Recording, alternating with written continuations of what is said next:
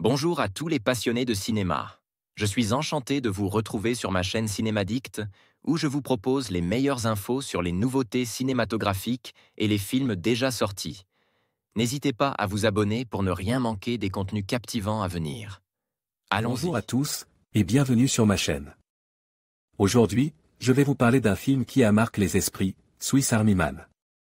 Plus qu'une simple comédie, ce long métrage aborde des thèmes profonds comme la mort et la vie, en nous offrant une réflexion unique sur la manière dont nous faisons face à nos peurs et à nos désirs. Dans cette vidéo, je vais explorer comment la mort, souvent perçue comme une fin, peut également être un souffle de vie, une source d'inspiration et de renouveau. Restez avec moi pour plonger dans cet univers fascinant et découvrir ce que ce film a à nous apprendre sur notre propre existence. S'il te plaît, ne meurs pas. Hank, Paul Dano, voici la première ligne de dialogue de Swiss Army Man et c'est en toute simplicité qu'elle dévoilait l'intérêt du film, bien qu'on ne le comprenne qu'après l'avoir visionné dans son entier.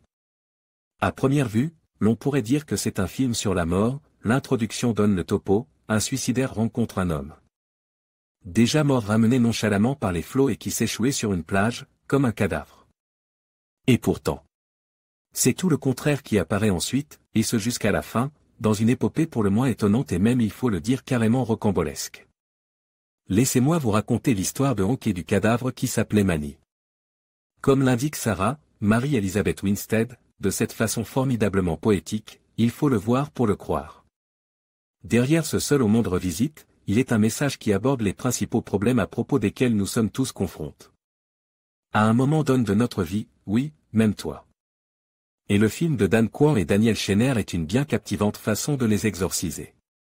Hank est un homme qui se sent infiniment seul, subit un mal-être qui le ronge et a un mal fou à interagir avec le reste du monde que. Il s'agisse de sombres inconnus ou de sa famille. Ce sont ces sentiments destructeurs qui l'amènent à tenter de commettre l'irréparable. Et alors que tout devrait finir, c'est en fait le début puisque c'est un mort qui l'empêchait de mourir et qui comble ce qui manquait désespérément à notre personnage principal, mais non c'est pas bizarre. Hank noue rapidement une relation amicale forte avec Manny, le cadavre dont les traits sont animés par Hank dans l'histoire et par Daniel Radcliffe pour les besoins du film. L'on pourrait croire que jouer le rôle d'un trépassé est la chose la plus simple à exécuter, mais dans le cas précis, il s'agit d'un cadavre anime. Et c'est là toute une mission, paraître mort tout en étant, un peu, vivant.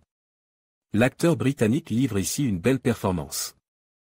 D'autant qu'il a déclaré avoir particulièrement apprécié ce travail, si je devais brûler toutes les scènes que j'ai tournées dans ma carrière et n'en garder qu'une, ce serait la scène du bus dans Swiss Army Man, ce sont les meilleures 6 minutes que j'ai vécues à l'écran, a-t-il déclaré au journal anglais The Guardian.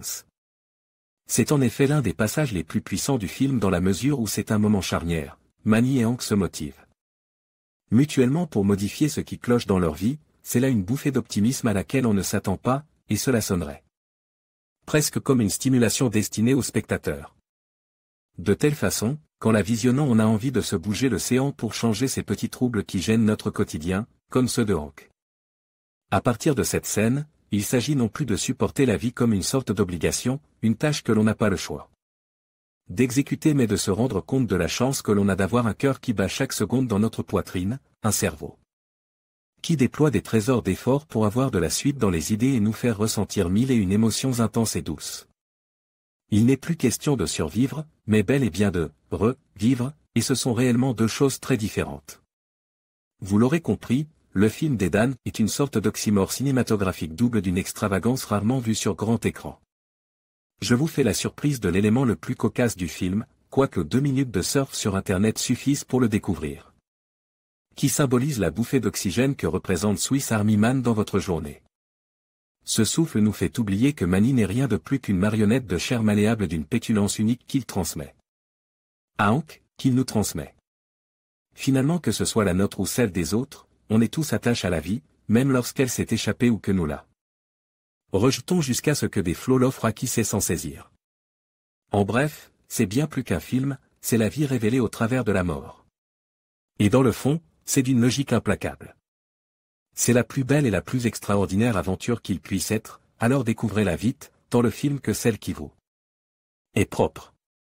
En conclusion, Swiss Army Man nous invite à réfléchir sur la mort et la vie d'une manière profondément originale et émotive. À travers l'histoire de Hank et de Manny, nous découvrons que même dans les moments les plus sombres, il existe une possibilité de renaissance et de connexion humaine. Ce film nous rappelle que la mort, loin d'être une fin, peut être un souffle de vie, nous poussant à apprécier chaque instant et à embrasser notre humanité. Merci de nous avoir rejoints pour explorer ce voyage unique.